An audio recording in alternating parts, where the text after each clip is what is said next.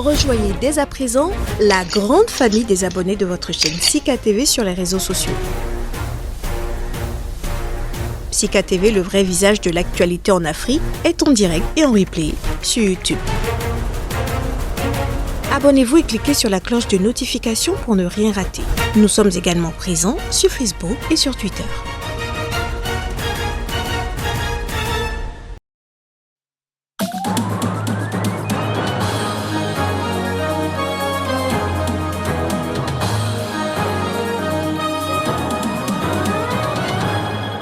Karim Mekassou a démis de ses fonctions de député en Centrafrique. L'ancien président de l'Assemblée nationale est accusé d'avoir poussé les groupes armés à lancer une offensive militaire pour destituer le président.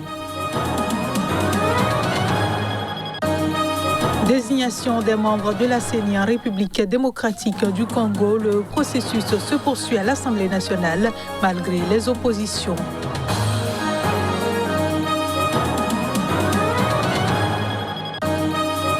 Et puis signature d'accord de coopération entre le Soudan et la Cour pénale internationale, un accord qui pourrait ouvrir la voie à la remise de l'autocrate déchu Omar el-Béchir et de ses collaborateurs.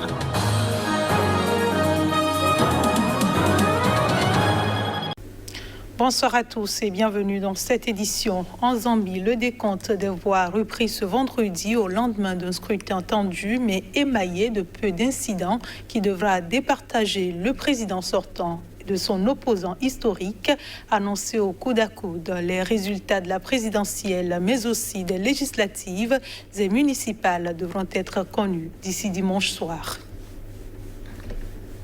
Toujours en Zambie, les bureaux de vote ont fermé dans la capitale Lusaka alors que les Zambiens se sont rendus aux urnes ce jeudi pour choisir leur président entre le sortant Edgar Lungu et son principal rival. Le scrutin était marqué par quelques incidents et des perturbations sur Internet qui alimentent les craintes de l'opposition. Un électeur se prononce sur le scrutin. On le suit.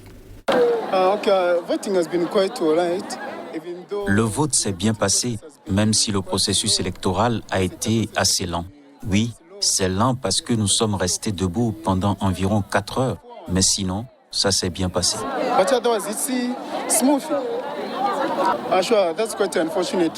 C'est assez regrettable, oui. À 13 heures, j'ai constaté en consultant mon portable que WhatsApp, Facebook et Internet avaient été coupés. C'est vraiment embêtant. Dans une démocratie comme la nôtre, l'Internet est censé être en accès libre. Il est censé être accessible pour que les gens puissent avoir accès aux informations. Parce que lorsque vous coupez l'Internet, vous coupez la voix du peuple. Et cela aura un impact sur les élections, même sur la façon dont les gens perçoivent les élections. Cela aura un mauvais impact sur le peuple, parce que les gens pourraient se demander pourquoi. Pourquoi ont-ils fait cela? Pourquoi coupent-ils Internet? C'est assez triste. Je le disais en titre, en République démocratique du Congo, l'Assemblée nationale compte bien poursuivre et achever le processus de désignation des futurs membres de la Commission électorale nationale indépendante, en dépit des manifestations de mouvements citoyens de l'opposition, l'AMUCA de Martin Fayoulou et du FCC de Joseph Kabila, ainsi que la division des confessions religieuses. Les précisions. Les travaux de la constitution d'une commission paritaire opposition-majorité chargée d'examiner les candidatures des futurs membres de la Commission électorale nationale indépendante CENI ont débuté ce jeudi 12 août à l'Assemblée nationale en dépit des oppositions. Pour la deuxième fois, les activistes des mouvements citoyens et les militants de l'AMUCA se sont donné rendez-vous aux abords du siège du Parlement. Sans ménagement, les manifestants sont dispersés à coups de gaz lacrymogène. Dans la salle des plénières, Christophe Mbosso, président de l'Assemblée nationale, constate la division au sein des confessions religieuses, mais décide de passer à l'étape suivante. La candidature pour la présidence de la CENI, déposée par les 6 confessions religieuses, sera examinée malgré l'opposition des catholiques et des protestants. Le président de l'Assemblée a rappelé qu'à une certaine époque, l'UDPS avait refusé de participer aux élections et le pouvoir en place les avait organisées. Et donc que chacun est libre d'y participer ou non. En colère, Le FCC a considéré que le bureau de l'Assemblée nationale a opéré un passage en force. La famille politique de Joseph Kabila a ainsi boycotté la séance et annoncé qu'elle ne participera pas aux travaux de la commission paritaire.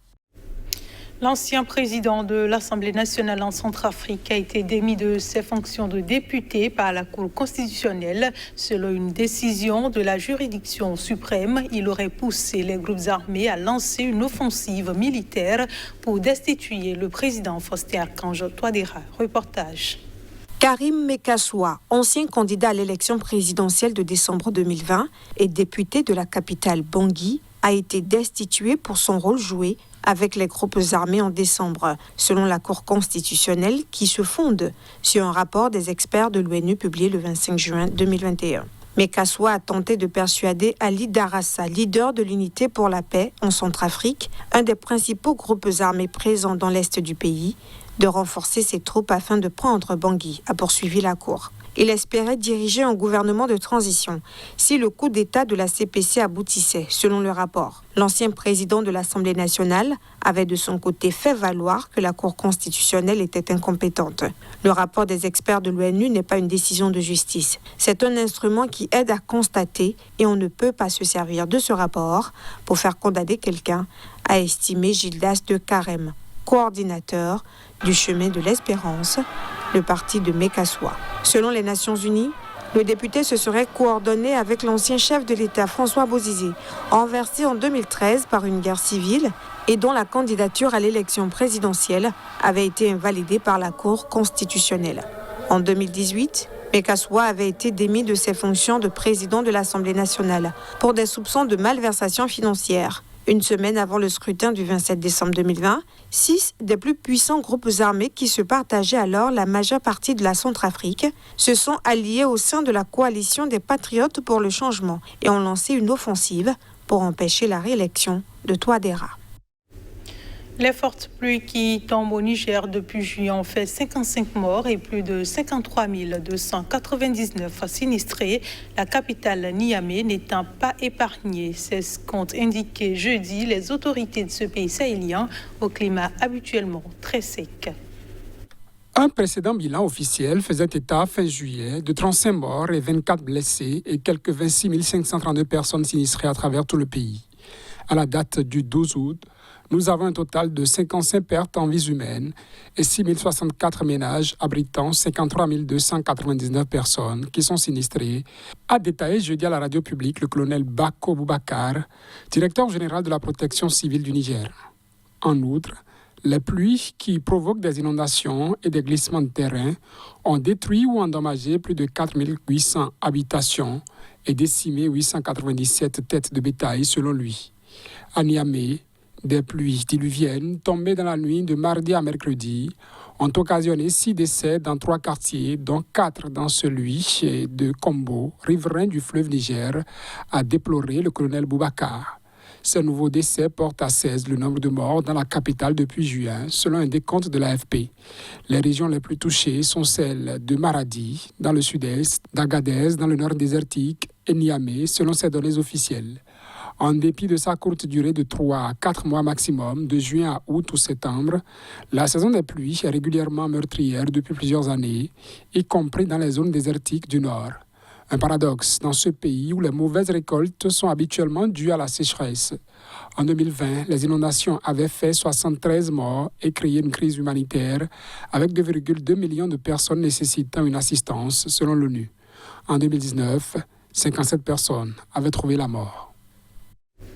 Et puis le Soudan et la Cour pénale internationale ont signé ce jeudi à Khartoum un accord de coopération. Le dit accord pourrait ouvrir la voie à la remise de l'autocrate déchu Omar el-Béchir et de ses collaborateurs à ce tribunal. Reportage.